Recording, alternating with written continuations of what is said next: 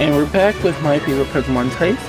In this installment, I'll be talking about the Poison type and the Pokemon that I favor the most out of all the Poison type Pokemon. Now, in composing this list and trying to figure out which ones really stuck out to me and the ones that I really liked, I really had to consider because many Poison types are dual type, and I had to consider, are you more a Poison type or are you more typically a Grass type or a Water type or whichever?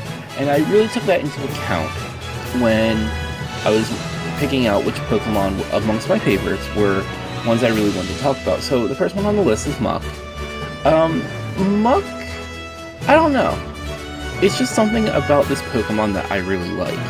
It's a pile of slime. It came to life because of radio waves that bounced off the moon, and apparently it was filth. I guess it's a Pokemon that came to life, and it's a result of human waste, too. I mean, it's really the embodiment of what a Poison type should be, and it's so great it even got in a Alolan form and became Dark-typed, so that kind of stops Psychics from being able to Psychic spam it. But even then, Muk is a pretty cool Pokemon just because of what it is. I don't know. I just really like this Pokemon, and the one time that it was really stood out in the anime was an important battle in the Pokemon League, and a Bellsprout which was sweeping. That's crazy, right? A Bellsprout, sweeping? But it didn't really, use growth or anything, if my memory serves. But ultimately, it was the pivotal, Pokemon that won, and all it did was Body Slam. It didn't use Sludge, it didn't use, well, I guess Smog and Poison Gas were moves that it could have used back then, but now it should have access to Sludge Bomb, and we don't really see much of Muk as it is, and I really think it's a Pokemon that we should see a little bit more of. But, that being said, there isn't too much for me to really say about Muk other than it's just a Pokemon that I think is cool. So in Gen 2 and Gen 1, when you would use a Pokemon's field ability, its TM or HM move, your character sprite would be changed to Pokemon sprite, and you'd be whisked away by a bird Pokemon. Usually. For you see, if you had Crobat in Gen 2, which was the first generation that was available, Crobat, when your character would turn into a bat and it would fly away because it was pretty much the only Pokemon that would have a bat icon. That was so cool. This is where my love for Crobat began. You would turn into a bat and fly away. It was so evil. And being a teenager and a super dork about such evil things, or pseudo would-be evil, perceivably evil things, turning into a bat and flying away, it just makes you seem cool and dark somehow. Now, playing Pokemon Colosseum, Crobat would fly, when you would use Fly, it would somersault, it would do a cartwheel pretty much. It's like it was like a shuriken flying at the enemy to induce death. Now, Crobat over the years got moves like Cross Poison, Air Slash, I think it even used Air X-Scissor. However, training in Sky Tower in the Hoenn region one morning, I came across a shiny Golbat, which it's brown, but it's got green inner wings, which was cool, and I eagerly evolved it, only to find that shiny Crobat's pink. But I still have my shiny Crobat, and it is so fast. Oh my god, this Pokemon really is a fast Pokemon, and I do enjoy using it for different things. I will take it out and play with it every once in a while just to, go my giant bat minion, destroy all things that have annoyed me, or if I just feel like dorking around in the Battle Royale or something of that akin, I'll go use my shiny Crobat because it's a pink bat. It's just, it doesn't make sense.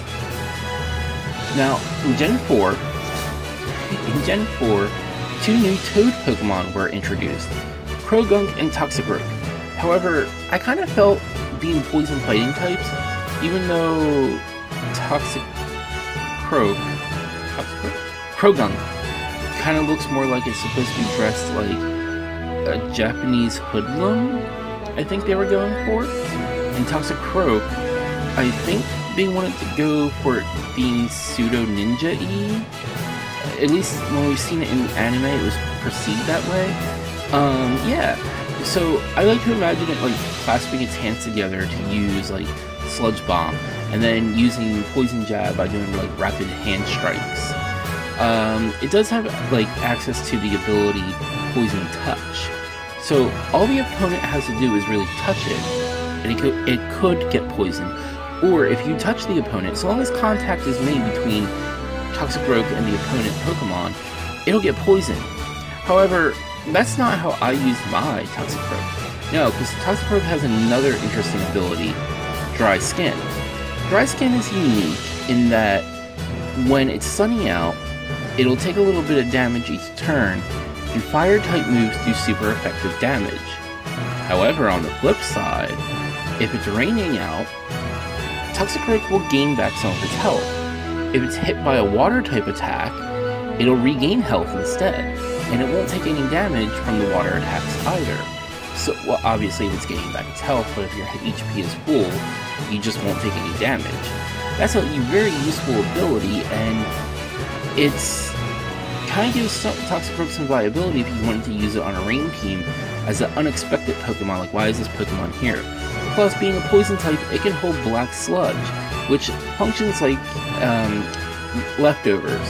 So having that recovery, like, you could really, especially in a double battle with a Pokemon that uses Surf, you could really keep Toxicroak alive for quite a while, and you have it gaining back quite a bit of health each turn, whether it's just from you using Surf and hitting your own Pokemon to regenerate its health, or even from the rain having that special held item, which, if a Pokemon steals it, they'll start taking damage unless they're a poison type as well. So yeah, that's how I used my Toxicroak.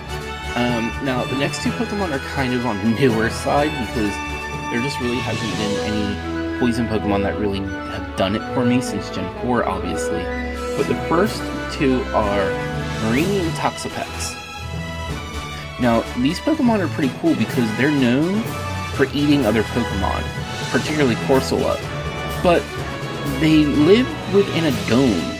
Like, they pretty much are encased in their own body, and they have all this defense. Then you get their ability, like, they have an attack, which is a Toxic Shield. If the opponent makes contact when you're using this Protect type move, they'll get poisoned. Then you can use something like Poison Spikes. Like, everything about this aquatic Pokemon just is poisonous, and it can really stall out with its defenses. And I don't know, I just kind of like the idea that it's such an unusual and weird design. Like, I was just so drawn to it. But the next one, Salandit and Salazzle. Salandit and Salazzle are a pretty unique Pokemon in that only the females will evolve into Salazzle, and they can control the rest of the gang. Like, pretty much the Salazzle is the queen of, I want to say, gang? I don't really know what you would call a pack of Salandits, but that's pretty much what the female does. Now, the Corrosion ability allows them to use Toxic to poison Steel-type Pokemon, which, at first, seems like you can use Poison-type moves on Steel-types, but unfortunately, the mechanics don't work that way. You can poison with Toxic, because that's about the only thing that'll do it, to my knowledge anyway. You can poison Steel-types, which is pretty useful since they usually tend to be very defensive. However, for a Steel-type to be fighting a Pokemon that's also part Fire-type, you know, that poisoning may not be as effective as you would like it to be because, well, you can use Flamethrower. But still, you can't help but not like Salazzle because it's poison and fire. Like, that combination alone just makes this Pokemon very cool. I mean, come on. So, that's it for now. I hope you enjoyed. Let me know about your favorite poison Pokemon in the comment section below. Make sure to give this video a like, subscribe, and make sure to share with a friend. Until next time. Alright, so this portion of the video is exclusive to you Patreon patrons, and I'm going to be talking about two other poison type Pokemon that are very fond and near and dear to me that I really am not all that preferential towards, but I have a good story behind it, so I figured I'd share in this way. Nidoking and Nidoqueen. Now, particularly in Gen 2, Nidoking and Nidoqueen are the first Pokemons that have genders, and Nidoqueens cannot breed, neither can Nidorina, but only the female Nidorans can for whatever reason. But that's not what this is about. Outside of Fuchsia City, in Gen 2 Kanto, you have a chance to find Chansey. In finding Chansey, you have a 5% chance of it holding a lucky egg. And that sounds like it's all well and good, however, if Chansey could show up a little bit more often, like I think it has a 1% chance to show, and of that 1% chance, you have a 5% chance of it holding an item. So you aren't going to be all that lucky with Chansey. I spent a good 2 months hunting for Chansey to get that lucky egg. During that time, my Sneasel, which was my Fief user, because TMs were not infinite like they are now, it leveled up from level 24 to 44, I believe. Yeah, it went up 20 levels just battling like level 15 to 17 Pokemon. That having been said, because I spent so much time in that area, I actually caught a shiny Nidorina. It's a nice blue color, and Nidoking is even darker blue color. I actually caught 2.